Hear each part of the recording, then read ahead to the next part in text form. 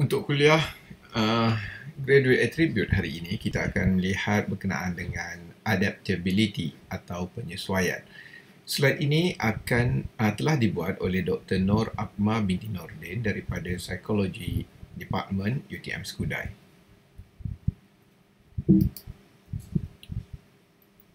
At the end of the lecture, students will be able to adapt to the culture of new communities and work environment and recognize potential for improvement. Ini perlu kerana kita dapati bahawa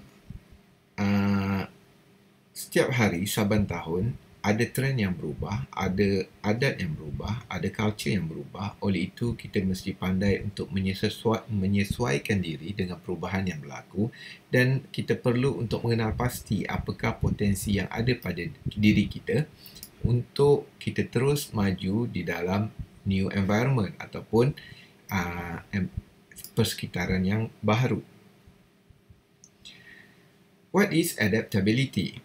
Mengikut takrifan daripada Kamus Oxford, kita boleh katakan bahawa the quality of being able to adjust to new condition. Bermaksud kualiti yang ada pada diri kita yang berupaya untuk berubah berdasarkan kepada sesuatu keadaan yang baru. Dan mengikut Johnson 2012, beliau mengatakan individuals capacity to modify behavior according to the requirements, new environment, situation or events adalah apa yang dikatakan adalah adaptability oleh seseorang terhadap persekitaran yang baharu. Why do we need to develop adaptability? The world is changing. Today's life and work environments require far more than thinking skill and content knowledge. Multiple generation, multiracial, multi-ethnic need to mix around, a symbol of intelligence and wisdom, and one of the 21st century student outcome. And in advanced technologies, keep learning and evolving. So, maksud daripada slide ini ialah pada suatu ketika, kita dapati bahawa topografi penduduk di muka bumi lebih kepada sesuatu bangsa mendiami sesuatu kaum. Negara China dengan penduduk China, negara Jepun dengan penduduk Jepun, benua India dengan penduduk India, dan seterusnya, dan sebagainya.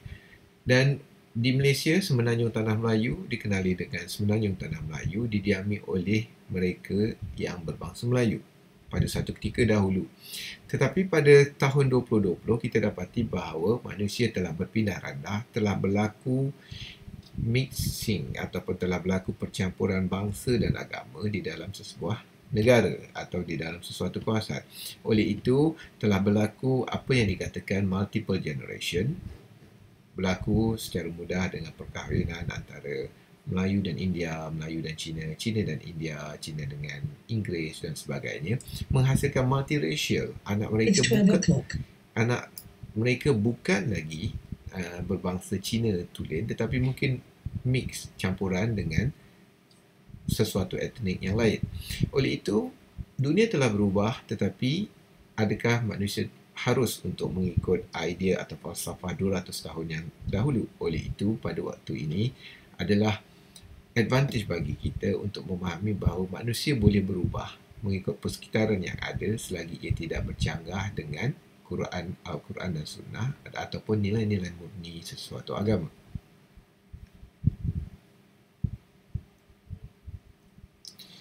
Contohnya, di dalam dunia pengajaran, kita dapati bahawa kita sering terdengar bahawa 21st century learning method adalah seperti berikut.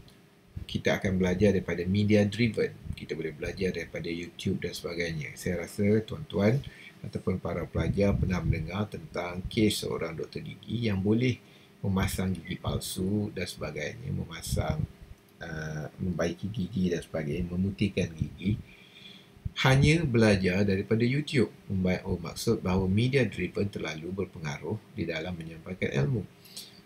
Dan juga beberapa perkara lagi, contohnya kita kata student-centered learning. Pensyarah 50 tahun dahulu mungkin kita akan tertumpu kepada ilmu ataupun cara pengajaran adalah lecturer centered learning, di mana lecturer akan menentukan hala tuju sesebuah kelas, pemarkahan dan sebagainya. Tetapi pada hari ini kita sering terdengar idea student centered learning, bermaksud pelajar yang menentukan apakah medium, apakah silibus yang ingin dipelajari oleh pelajar tersebut.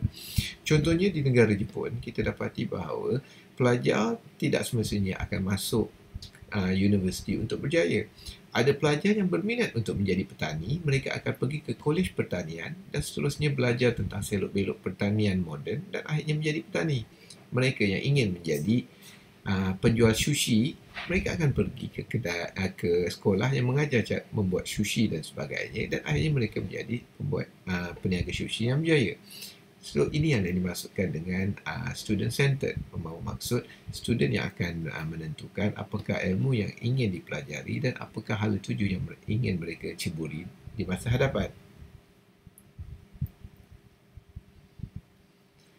Adaptability is behavior. Therefore, we can modify ourselves and then we adjust it into the new environment and then we change it.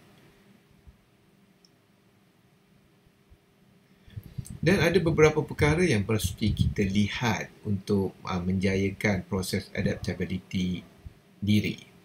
Pertama ialah intrapersonal, iaitu dealing with uncertain and unpredictable, solving problem creativity, learning effort, managing stress and handling emergencies and crisis.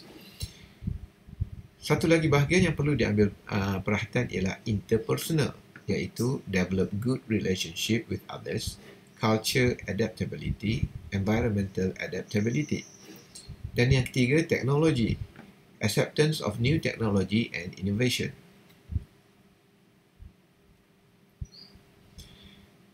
Intrapersonal selalunya memainkan peranan di dalam pertumbuhan ataupun perkembangan fizikal, emosional dan juga sosial. Di dalam interpersonal, ada beberapa perkara yang perlu kita ambil lihat di dalam konteks rakyat Malaysia, iaitu pertama race ataupun kaum, a large group of people distinguished by certain similar and genetically transmitted physical characteristic, atau ethnicity, a cultural heritage shared by a group of people who also share a common ancestral origin, language and religions, and nation, a large group of people who constitute a legitimate independent state and share a common geographical origin, history, and frequently language.